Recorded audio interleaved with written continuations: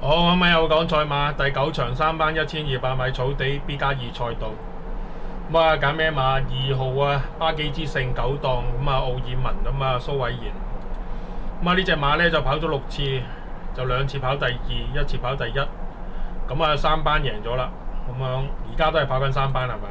而家跑緊3班，咁咧就應該可以直升機升去2班啦，因為本身佢突然間爆蝕咁樣上去。咁呢隻馬咧就之前嘅跑法咧就唔啱嘅留後，咁啊如果由4-2-1嘅話咧就好好多啦。即係話咧佢係隻先行馬嚟嘅，唔係一個居中馬嚟嘅。如果一漏閘嘅話咧，佢就會輸噶啦。咁啊睇下佢個評分啦嚇。評分方面咧由低位彈上去就由66分彈到去74分啦咁樣。咁啊即係你睇到啦，都比較一條上升嘅速度都幾快嘅。呢個馬會嘅網頁啊。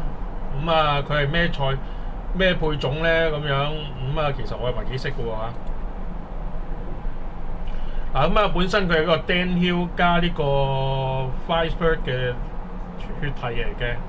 咁啊 Firebird 咧就麻麻地啊，我未唔係咁，即係配馬嘅時候玩馬賽馬嘅時候先有嘅啫。配種麻麻地嘅，香港唔係咁出名。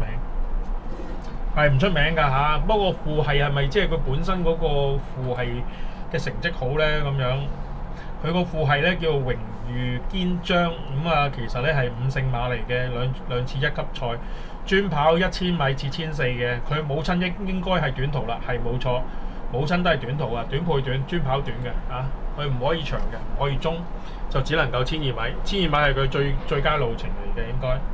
嗱，佢咧係上季跑完之後咧就跑第1㗎，今季啱啱第1次出賽，咁咧係即係等佢爆啲肌肉出嚟嘅啫。講真就咁啊，神操紀錄方面咧應該幾好嘅。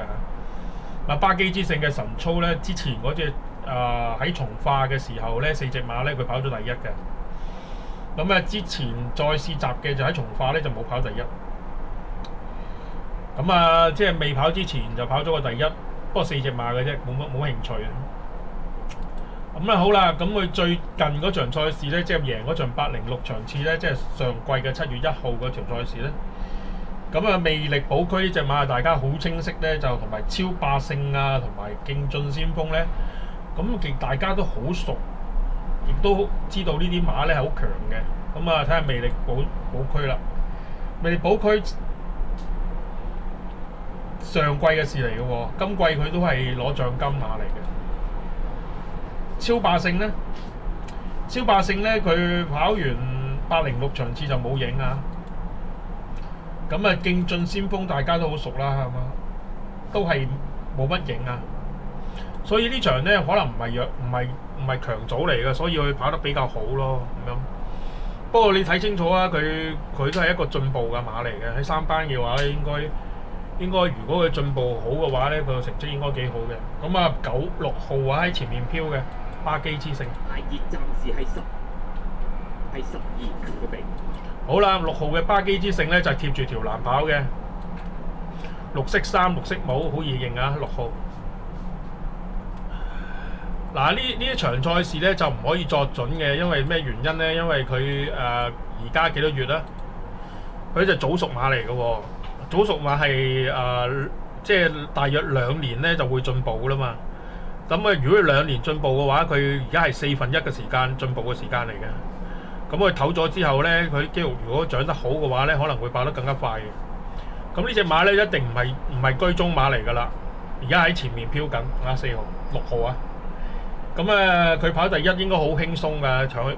場賽事咧係直頭咧係好輕鬆咁贏嘅。咁大家咧就等佢出頭嘅啫，即係睇佢等佢今年出現嘅啫。講真就。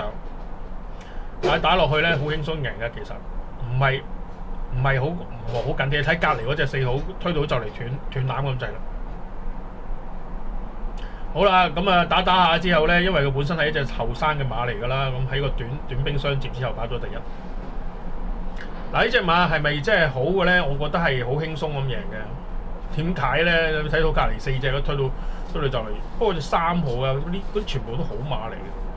但係咧唔知點解咧，即係譬如譬如魅力寶區啊，呢啲好馬嚟嘅，超霸勝啊，當時都係一隻即係好多人知有水準嘅馬嚟嘅。唔知點解咧？呢紮馬咧去到今季咧，好似失晒水準咁樣嘅。啊，超霸勝都係本來好好嘅馬嚟嘅，突然間今季好似嚼咗咁啊，睇下呢隻巴基之星，我相信佢後生啦咁樣，所以咧佢又唔會好似其餘嗰啲即係好似夾咗季之後好似掉咗咁樣嘅嚇。咁啊睇下巴基之星咧會唔會贏翻場 win 翻嚟啦？